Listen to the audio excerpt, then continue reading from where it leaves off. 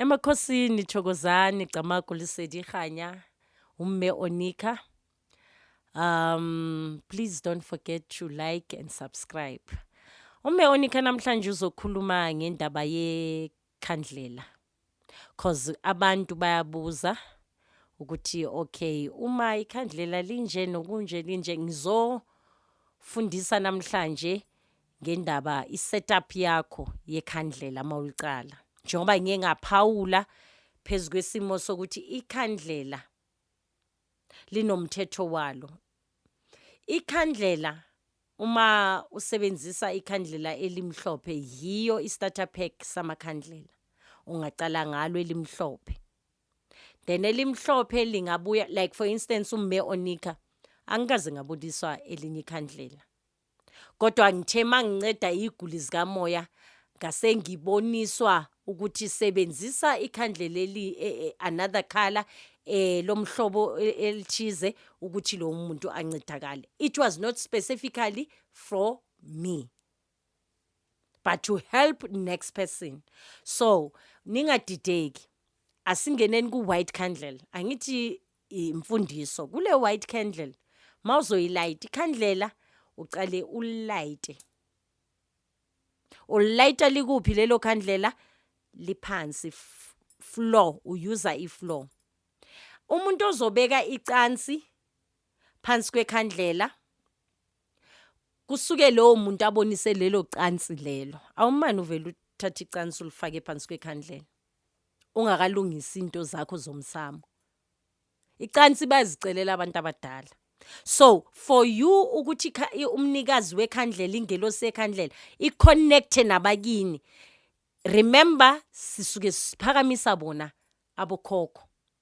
So iconnector from where? From the ground, and then nekhandlela lakho ulilayitile. You can use isaucer as long kwi floor. You can use the candle holder. Not makuthiwa sebenzisa ikhandlela eli1, sebenzisa i candle stand yekhandlela elilodwa. Ungayenzi le ye3. Eye3 it's meant for amakhandlela ay3.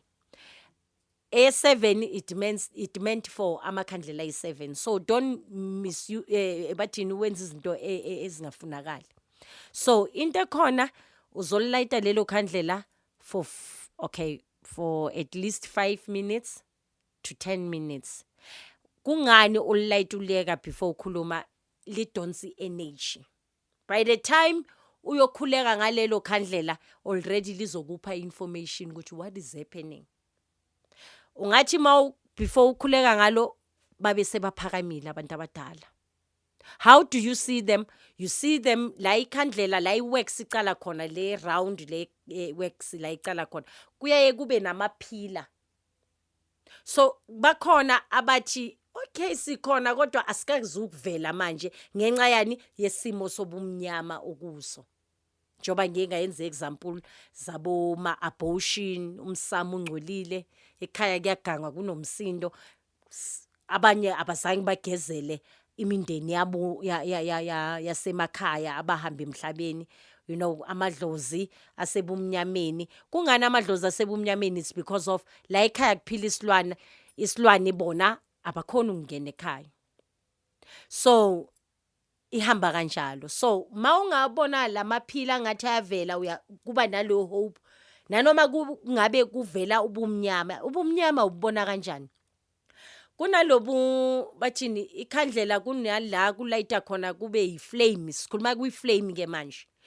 Iflame ingakhanyela phezulu ikhandlela kodwa kube la kunentambo leyo yokulayita kube mnyama. Usually iba this sign le engathi you facing down.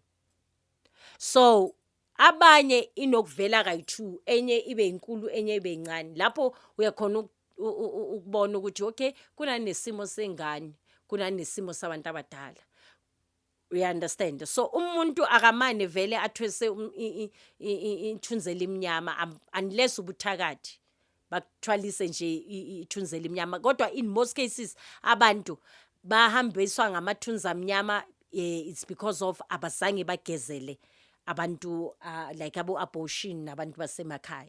So going back to candle reading guidance, right, maso ubonile ukuthi okay surrounding iyavuma, kunaloko ukuthi uthi mawuthi uyakhuleka ubone kahle ukuthi hayi kumnyama ngempela, kulapho ke ubonisa khona ukuthi udinga insebenzo.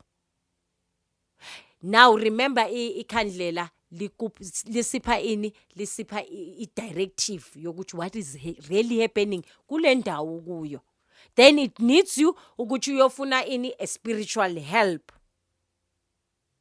Angazi ukuthi ngiyazwakala na. Ikhandlela lizosigayida ukuthi ngempela uzowina kule ndawo kuyo. Le ndawo kuyo ingcole kangakanani.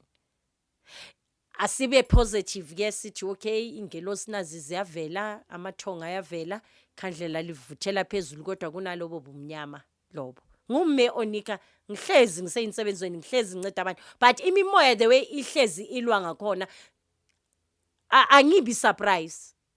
Kodwa mangithi ngiyalight ikhandlela uthola ukuthi okay kuvela ubumnyama, so sengiyazi ukuthi ngempela u3 days kwamele ngisebenze ngamandla.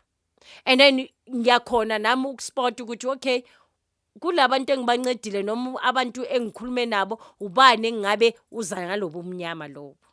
So ele directive ikhandlela alikuphi insebenzo, lona likupha nje just i directive.